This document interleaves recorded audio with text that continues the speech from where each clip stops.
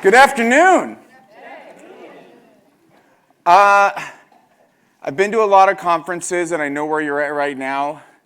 It's like the doldrums. The coffee isn't really doing its effect, so I thought we could start with something like, let's get out of the room. Let's get a little bit of fresh air. In sorts.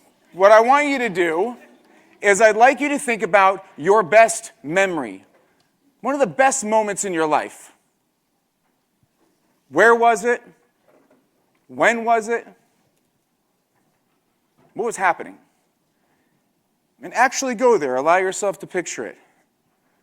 For some of you, it might be the birth of a child, if you're parents.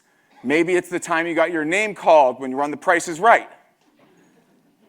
Maybe it's when you completed a year-long project with an amazing team and you felt this sense of pride and accomplishment. I have one of those moments. And I can tell you that it's not like any of those examples. See, for me, it happened in Napa. And it's not what you were thinking. There was no wine tasting. I was by myself in the woods. And I was on a walk through the trees, all alone. And I remember I could hear the birds. I could hear the rustle of the trees and the leaves. I felt the sun come through the trees and hit my skin and warm my body. I get chills just thinking about it. And I began smiling, and that smiling turned to laughter, the type of laughter where your cheeks hurt, the kind of laughter that we have when we're children. You're laughing so much that you're laughing at the fact that you're laughing. Remember how I told you I was all alone? Thank goodness I was all alone. Because if I wasn't, people might have thought I was nuts. In fact, maybe some of you think I was nuts. There was no wine, and this was not drug-induced. This was the moment that I first learned to like myself, to love myself. This was the moment that I learned that I could accept myself for all of my great gifts, and there's so many, but there are so many more messy parts of who I am, and I could accept that too, for the first time. I was 38. I know I look young, but it was recently. And I want to tell you about how I got there and what I learned from this experience. But I should give you a little bit of backstory. At the time, I was the head of global leadership development for Slalom Consulting. And I was traveling around the United States working with the best and brightest leaders in the organization. I had a front row seat to their growth and development. And I was lauded, I was celebrated, I was praised, the sage on the stage. People would say, "Moss, you're the best facilitator we've ever seen." And somewhere in that, I mistook their growth, their development, for my own. But I was curious to get better, so I participated in a 360 assessment. Anybody here familiar with that draconian tool of a 360 assessment? I did it on my own accord because I was curious. And while on the road, I was lauded and praised and a high performer. The results of the 360 told a very different story. The results told me that I was objectively a bad manager. The person responsible for growing all the leaders in the organization was a bad leader. I was controlling, I was defensive, and one brave employee even came forward and described me as a bully. I was devastated, breathless, like that feeling of like getting punched in the gut and you're going to throw up at the same time. It was awful. I felt like the earth was slipping out from underneath me. And it didn't make sense. And so I did what any logical person would do, is I defended myself. I said, "I'm not defensive, you're defensive for saying that I'm defensive." How crazy defensive does that sound? But I was oblivious. It didn't make sense to me. I couldn't figure it out. I heard what they were saying. I knew it was objectively true, but it was so different than how I saw myself. But I thought, I'm a leadership development expert. I can solve this. So I committed myself to it, and I had the best intentions. And I used all of my skills and tools that I used with other leaders, and I tried to apply them to myself. And I tried really hard, and I asked for more feedback, and I had more one-on-one conversations, and I let people know I'm really trying. And 6 months later, I had a conversation with my manager. Now, let's think about this. I already had one bad review conversation. I had a second conversation coming up. This could go one of two ways. But I was eager. I thought that she was going to say, "You've made a lot of improvement, and we're really proud of you." It's not what happened. She said, "You haven't made much improvement." She said the team feels the same way they did before. They didn't feel psychologically safe back then, and they still don't now. We can tell that you care and you're trying, but it doesn't matter. Now, I'm going to ask you a question here, and I want to see a show of hands. How many of you know someone who was like me? High performer, bad manager. Can I get a show of hands? God, it feels good to not be alone.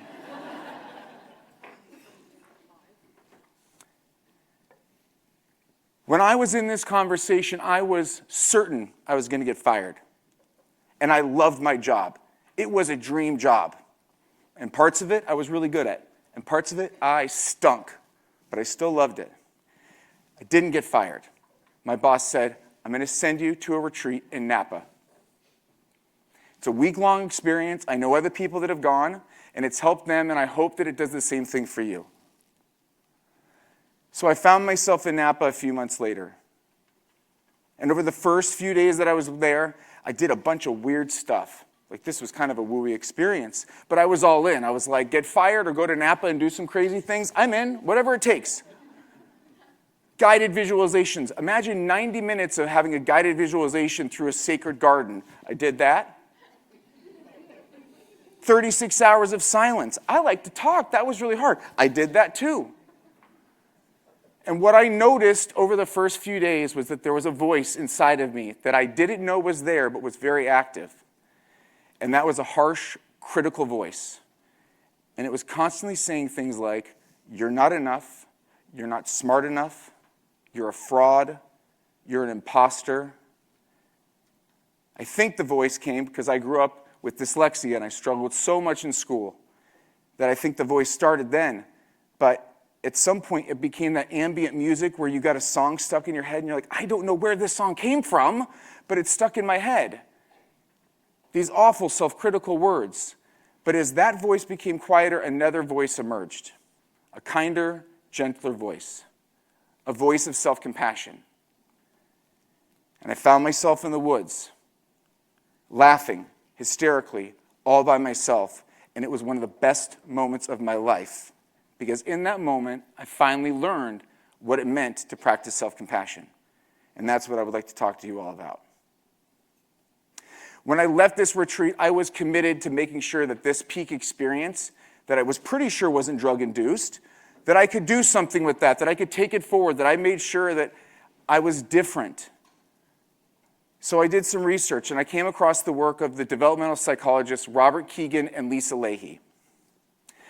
And they talked about these two jobs.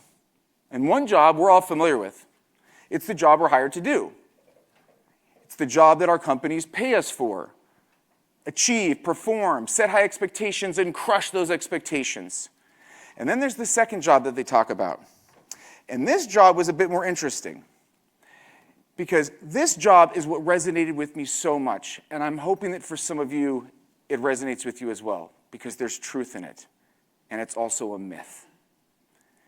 See, they say that the second job is the single biggest waste of resources in organizations, and it's where people spend their time and energy covering their weaknesses, managing other people's impressions of them, showing themselves to their best advantage, playing politics, hiding their uncertainties, hiding their inadequacies, hiding their limitations, hiding.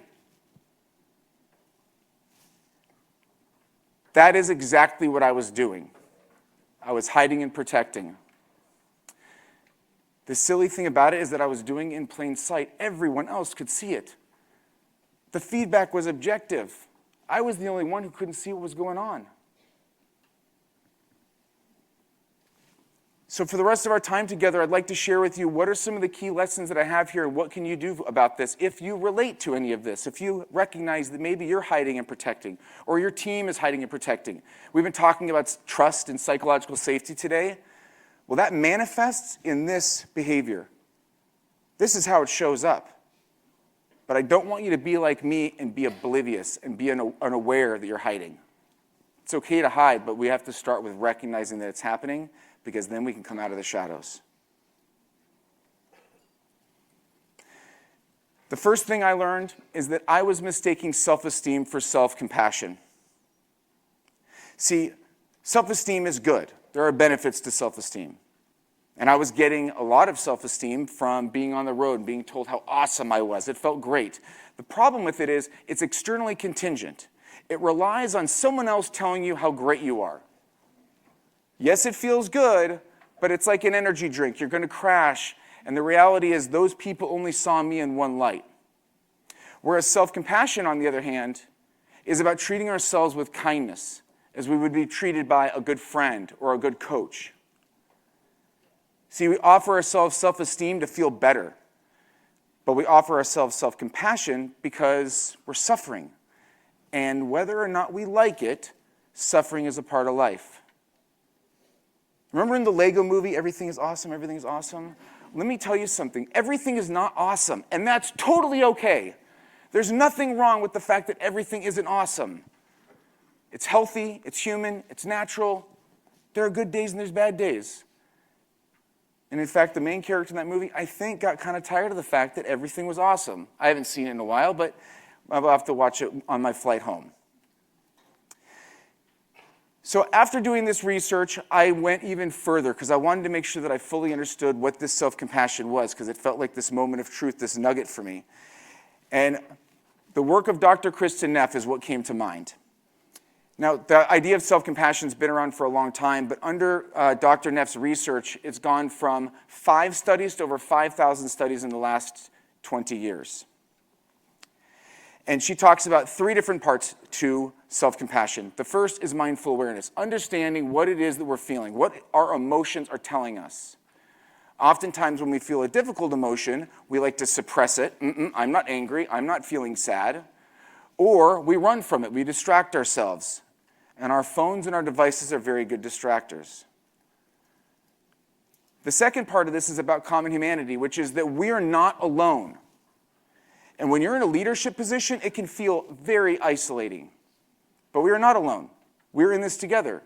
We all suffer. We all know loss. We all know joy. We all know what it feels like to have good news and bad news. And through common humanity, we can recognize that we're not alone in our suffering and our struggle. That we're not alone if maybe anyone else here had that same feeling of, I don't feel like I'm enough. I have a voice in my head that tells me that I'm an imposter. You're not alone. And the last piece of this is about self-kindness. And self-kindness isn't about giving yourself a pass or getting a bucket of ice cream and Netflix and chill all day. It's not what I'm talking about. I'm talking about the kind of kindness that you get from a really good friend. Sometimes that's a shoulder to cry on. Sometimes that's someone who's like, you need a hug. And sometimes it's the person to say, like, I know you're having a hard day, but you got to get up, drink lots of water, work out, learn from your mistakes, and get out there and keep pushing forward. Because what you're doing matters, and because you matter to other people. Self-kindness is not self-pity. It's about accountability. So I've been sitting here talking about leadership. And this is about so much more than leadership. That feedback that I got about being defensive didn't just happen at work. I was defensive at home. I was defensive with my family. I was defensive with my friends. I was defensive with my wife over really petty stuff, like the way you're supposed to load the dishwasher. That's a thing, right? That's a thing. I mean, it's a thing, but it's not a thing to get defensive about, and I would get really defensive about it. And now I can look back and laugh because I think it's ridiculous, and I also think I know the right way to load a dishwasher. That debate has not been resolved. All right, can I tell you the truth? I don't know the right way to load a dishwasher. My wife is much better at it. I just continue to get it wrong. But my point is, this isn't just about leadership. And this isn't some soft, wooey thing that I experienced in the hills above Napa Valley. This is about our humanity. And when we break down as leaders, when we break down as teams, when we talk about trust and psychological safety and all of those things not happening, it starts right here. Every single time. Every executive, every leader that I've worked with, and thousands, it all comes down to some internal belief and some internal block that we all think, for some reason, that we're not enough. And I'm here to tell you, as somebody who has believed that for a long time, it's not true. You are enough, and you will still have days where you feel like you're not. And that's why self-compassion is a practice. It's not a one and done. We don't get to check this off a list. We continue to do it. So what does that look like? And I want us to think about it in the context of Kristen Neff's model. So, for example, when we think about mindful awareness, mindfulness could happen through yoga, it could happen through journaling, it could happen through meditation. Whatever it is that works for you is fine, as long as it allows you to actually be present with what's happening without judgment. What am I feeling right now without judgment? In the past, I was very good at saying, this is what I'm feeling, and then I would judge the hell out of myself. I just beat myself over the head for feeling that way. Oh, how dare you feel angry about this? How dare you feel frustrated? To be able to feel without judgment. I find journaling to be really helpful for me. I set a timer, 10 minutes a day. I write what's on my mind, and then I leave it. But do whatever works for you. My only rule is not on a device, because mindfulness doesn't happen when we're near a device that is designed to take away our attention. And that's what those devices are designed to do, and they're very effective. When we think about common humanity, I want you to be able to think about the fact that you're not alone, and there's something called a loving kindness meditation. And it goes something like this. I would think about someone that's close to me and related to it, something that I'm suffering with. It might be right now I'm overloaded with work and life, and just adulting right now is really difficult. Just like me, my friend here suffers with the responsibilities of being an adult, with raising a family and a business and all these other things. And then you'd go one click further, and you might pick somebody that you don't know, or maybe somebody that you don't even like that much. Just like me, this person suffers with all the responsibilities and burdens of work. It helps us connect. We can go from being isolated in this feeling that if I'm not perfect, then there's something wrong with me, which is a very common unconscious bias that we all have. If I'm not perfect, and perfect's normal, then there's something wrong with me. And it allows you to recognize we're all struggling, especially the people that look good on Instagram and project that part of their life. They got shit going on too. And the last piece around self-kindness, what I do every night before I go to sleep, my head hits the pillow, I close my eyes, I think of 3 things that I appreciate about myself and 3 things that I'm grateful for from today. I know one of them will be able to be here with you.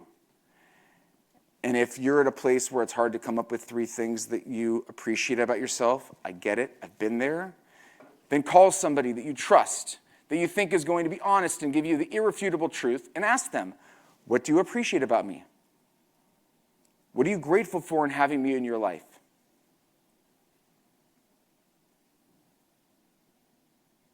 As I leave here today, I want you to think about one thing. And that is, how can we trade out the job of hiding self-protection, politicking, hiding our uncertainties and our insecurities, and replace it with self-compassion? Replace it with mindful awareness, where we can be non-judgmental about how we're feeling, because all of our emotions are a part of our human experience. Replace it with common humanity, where we realize we're not alone in our suffering. Look at this community of people. You are not alone. And where we can replace it with self-kindness, where we can recognize that being kind to ourselves is not a sign of weakness. And when we are kind to ourselves, we are kinder to others. We are better leaders. And we are better leaders, our teams perform better, our organizations perform better, and I would argue that the world around us is a better place. Oh my gosh. I just had like my big crescendo moment. This is a moment of self-compassion.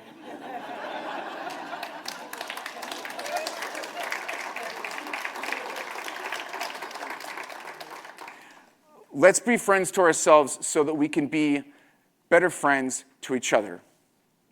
Thank you.